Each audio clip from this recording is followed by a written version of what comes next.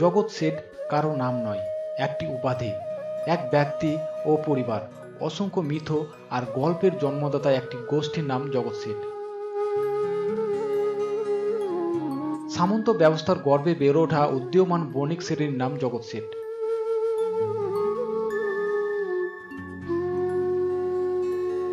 ভোগ সর্বস্ব সামন্ত শাসনের বিরুদ্ধে ভারতীয় ও ঔপনিবেশিক কর্পোরেট পুঁজির সম্মিলিত লড়াইয়ের নাম জগৎ শেঠ।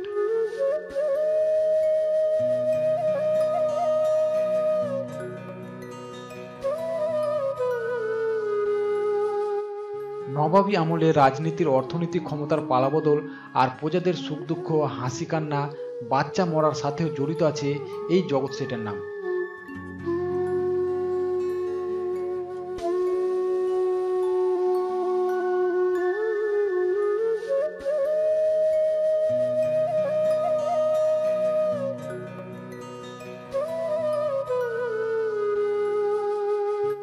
বেশিরভাগ মানুষের বিশ্বাস ধনলক্ষ্মী নাকি ধরা পড়েছিল এই জগৎ শেঠের বাড়িতে।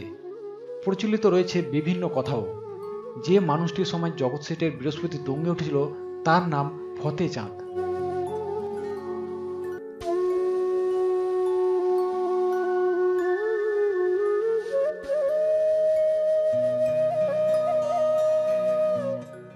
ভাগ্য উন্মেষে পাটনায় আসা হীরানন্দের পরিবারের সফল উত্তরাধিকারী লুণ্ঠন, কালোবাজারি, প্রতারণা, ষড়যন্ত্র আর চড়া সুদে প্রজাদের সর্বস্ব কেড়ে নিয়ে সম্পদের পাহাড় তৈরি হয়েছিল এই সময়ে। এমনকি ভারতবর্ষে হুন্ডির প্রচলনও করে সেই জগৎ শেঠের পরিবার।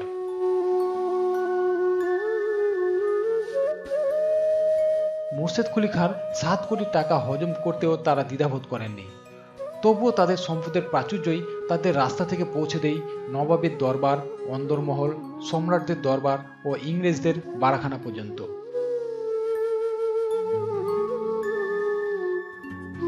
বলা হয়ে থাকে 1495 সালে খিচি গালকোট রাজপুত গোত্র থেকে জগৎ শেঠ পরিবারের পূর্বপুরুষদের উদ্ভব।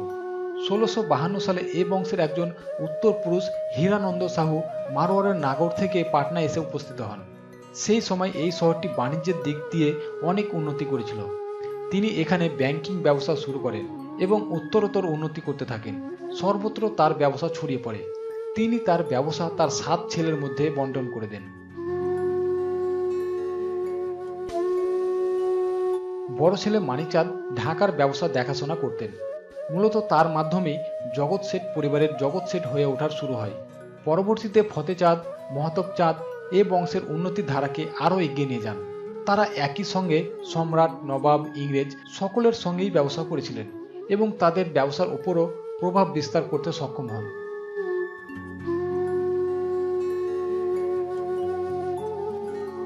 এ পরিবার যেমন উন্নতি চরম শিখরে উঠেছিল, তেমনি 1757 সালে পলাশী যুদ্ধে ইংরেজদের পক্ষাবলম্বন করায় আজও ইতিহাসে ঘৃণিত হয়ে আছে। ভারতবর্ষের শ্রেষ্ঠ ধনকুবের ইংরেজদের মাথার মণি সামন্ত শাসকদের উপর প্রভুত্বকারী শেঠদের পরিণতি অত্যন্ত করুণ হলেও তাদের প্রাসাদটি এখনও নবাবী ঐতিহ্য ধরে রেখেছে।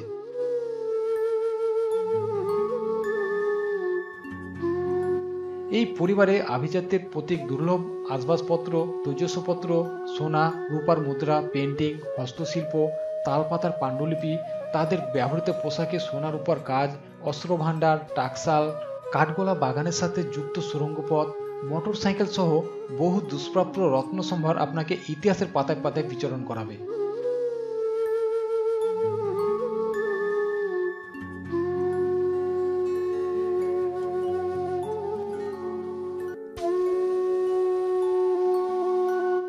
বাংলার একটি মর্যাদাকর পদবি যা একজন ঐশ্বর্যশালী ব্যক্তিকে নির্দেশ করত। তবে এই পদবীধারী মাহতাব চাঁদ নবাব সিরাজদৌলার সময়ে একজন বিশেষ ক্ষমতাধর রাজন্য ছিলেন এবং যাদের চক্রান্তের শিকার হয়ে নবাব সিরাজদৌলা পলাশী যুদ্ধে পরাজিত হয়েছিলেন। তাদের একজন হিসাবে তাকে চিহ্নিত করা হয়।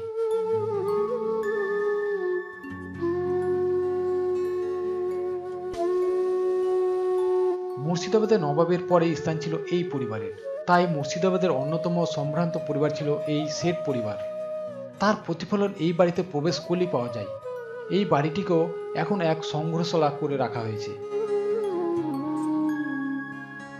এই বাড়িতেও ছড়িয়ে রয়েছে বিবিধ সুন্দর সুন্দর পাথরের মূর্তি, ফোয়ারা, সংগ্রহশালায় রয়েছে জগৎ শেঠের ব্যবহৃত বিভিন্ন জিনিস, বাসনপত্র, ছবি, আর বাড়ির বাইরে রয়েছে সেই সুড়ঙ্গের আরেকটি মুখ, যেটা কাঠগোলা প্রাসাদে মিলিত হয়েছে।